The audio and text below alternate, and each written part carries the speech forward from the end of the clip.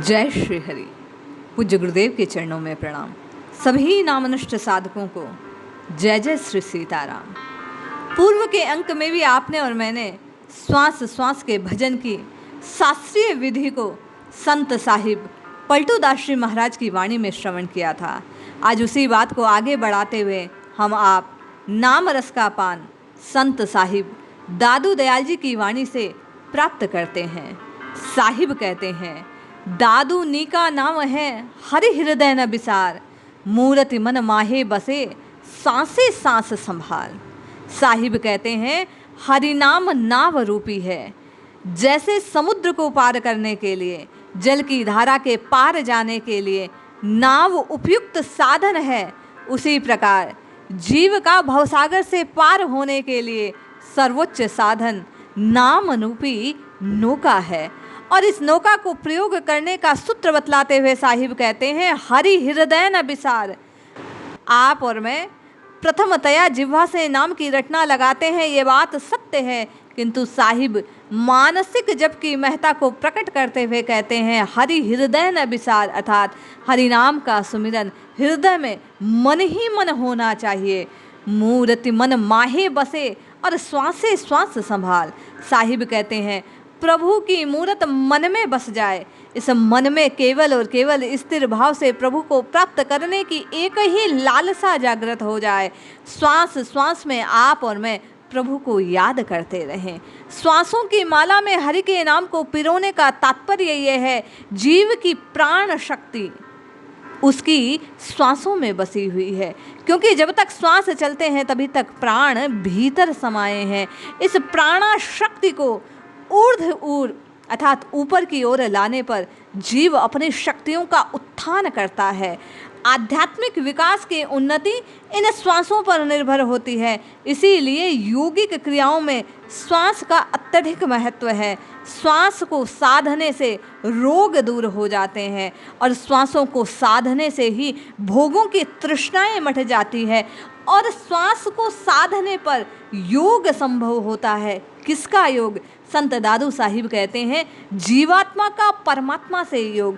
जब आप और मैं श्वास श्वास का भजन आरंभ करते हैं, श्वासों पर ध्यान लगाना आरंभ करते हैं, केवल और केवल सब कुछ की आशा त्याग एक राम जी के बनने का प्रयास करते हैं, तो स्वतः श्वासें शांत भाव को प्राप्त होने के कारण दीर्घ होने लगती है, गहरी होने लगती है, भीतर मूलाधार से सहस्त्रार्थ की ओर उठने लगती है।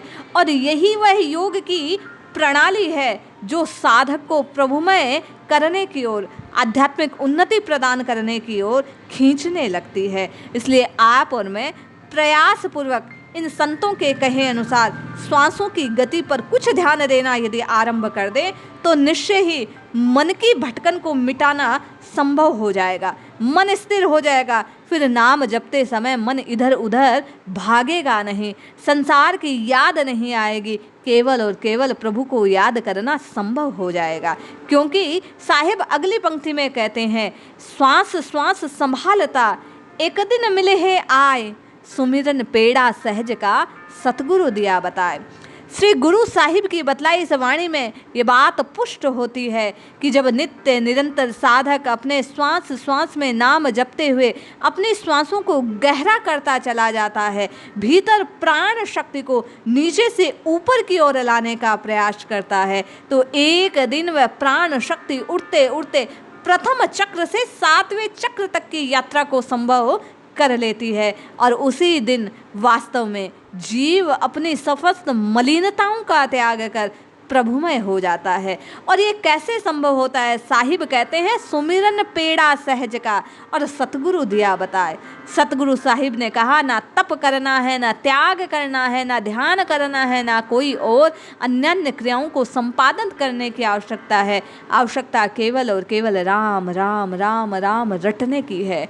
यहाँ तक कि गोस्वामी जी तो कहते हैं कि किसी भी भाव से रटो, जब आप जपना आरंभ करोगे तो एक एक रटना सार्थकता को प्रदान होगी और रटते रटते श्वास श्वास का भजन स्वतः होने लगेगा।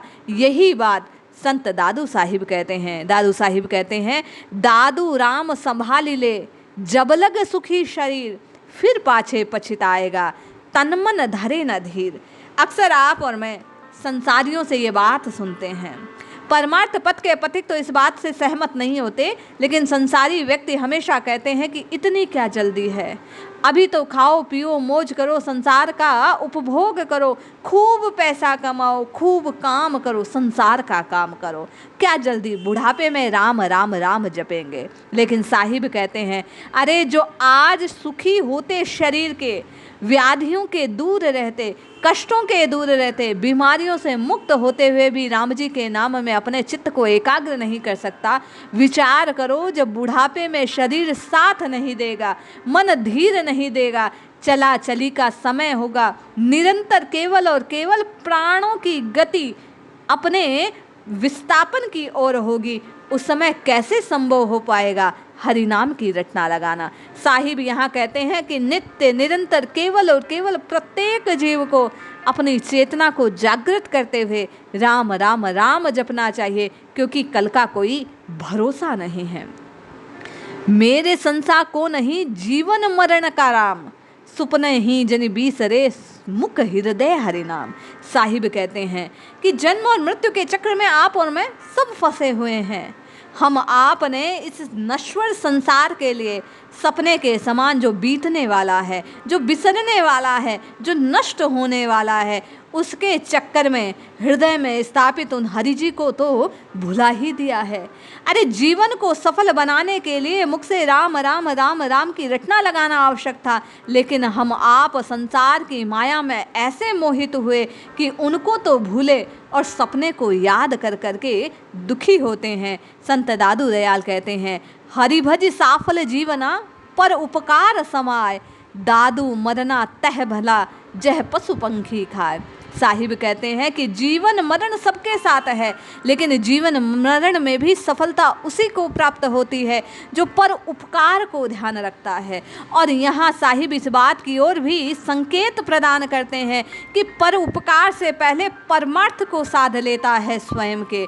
यदि आप और मैं किसी और का भला ना भी कर पाएं अपने जंजाल में उलझे होने पर, तो कम से कम अपना भला तो कर जाएं। और अपना भला साहिब कहते हैं तभी संभव है जब हम नित्य निरंतर इस स्वप्नमय संसार को भूलकर सदा सर्वदा बने रहने वाले अपने परम मित्र, अपने परम सखा, अपने जीवन धन उन राम जी के नाम को नित्य निरंतर जपते रहते हैं। दादू कहते हैं, दादू अगम बस्त पने पड़ी राखो मजिमाय, छिन छिन सो ही संभालिए मति में बिसारी जाए। दादू कहते हैं कि हम आपने क्या किया, अपनी स्थिति को हम आप छिपाए बैठे रहे, हम भुलाए बैठे रहे, अविनाशी की पानी की ओर आपका और मैंने ध्यान नहीं दिया। लेकिन साहिब कहते हैं जो किसी साधन के पथ पर आप और मैं अब संतों के प्रभाव से, संतवाणी के प्रभाव से चल पड़े हैं, तो इस भाव को, इस साधन को छिपा कर रखना चाहिए। हृदय के मध्य अपनी साधना को अपने ही भीतर छिपा कर रखना चाहिए। क्यों? भजन और भोजन दोनों पर्दे की चीज़ है। यदि आप और मैं गाने लग जाएंगे तो गाने का स्वभाव पड़ जाएगा और भजन का स्वभाव दूर हो जाएगा, हम आप अभाव में खो जाएंगे। इसलिए साहिब कहते हैं कि हमको केवल और केवल सब बातों से दृष्टि हटाकर क्षण क्षण अपने अस्तित्व को संभालते हुए अपने राम जी को याद करना चाहिए।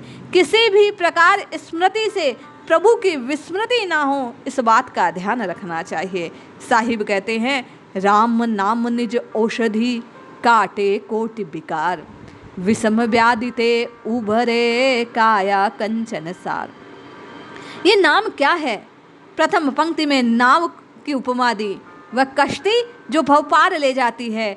एक अन्य उपमा दृष्टांत से बतलाते हुए साहिब कहते हैं, ये नाम परम औषधि है जो सब कष्टों को दूर करने वाली है, विकारों का हरण करने वाली है, मन को मलिन बनाने वाली है। ये नाम रूपी औषधि विषय की व्याधियों को दूर करने वाली है, माया के प्रभाव को काटने वाली है, इस काया को कंचन बनाने वाली है और राम राम रटने के प्रभाव से राममय बनाने वाली है। साहिब कहते हैं, सब सुख सरग प्याल के तोल तराजू माए, हरि सुख एक पलक का तासम कहा न जाए। संसार के जितने सुख वो तराजू के एक पलड़े में धर दो, और हरि नाम जपने का एक पल का जो सुख है वो दूसरे पलड़े पर रखने पर, साहिब कहते हैं सदैव और सदैव हरि नाम के सुख का जो तराजू का पलड़ा है वो भारी रहेगा। उस सुख के समान, आनंद के समान अन्य कोई वस्तु हो नहीं सकती, अन्य कोई आनंद हो नहीं सकता, अन्य कोई सुख हो नहीं सकता, क्योंकि प्रभु का नाम ही एक मंगलमय स्वरूप अविनाशी तत्व है। बाकी संसार की प्रत्येक वस्तु विनाशी है, नष्ट होने वाली है, क्षण भंगुर है। इसलिए साहिब बार बार हम आपको चेताते हुए, नाम की महत्ता को प्रकट करते हुए, हरि नाम की सर्वोच्चता को बतलाते हुए जीव को सतत और सतत केवल नाम रटने की बात पर जोर देते हैं। क्यों? क्योंकि साहिब कहते हैं कौन पटंतर दीजिए दूजा ना ही कोई, अरे राम सरी का राम है सुमदे ही सुख होय। साहिब कहते हैं संसार में ऐसा कोई दृष्टांत नहीं बना जो राम जी की प्राप्ति के सुख की तुलना कर पाए, जिससे आप और मैं उस सुख को प्राप्त कर पाएं, समझ पाएं। राम जी के नाम की जपना का सुख तो राम जी के नाम को सुमिरन करने पर ही, जीव अपनी जिह्वा से इस रस को भीतर उतारने पर ही ज्ञात कर पाता है, अनुभूत कर पाता है। राम रसायन कैसा अद्भुत है इसको तो पीने वाला ही जान पाता है। साहिब कहते हैं किसी और दृष्टांत से, उपमा से, किसी और पदार्थ की तुलना से इस राम नाम के अमृत की आप और मैं थाह नहीं लगा पाते। ये अथाह है, ये अभिन्न है, ये अनुपम है, अवर्णनातीत है। इस बात को शब्दों के माध्यम से बांधा नहीं जा सकता। नाम लिया तब जानिए जे तन मन रहे समाय, आदि अंत मद एक रस कबहू भूल न जाए।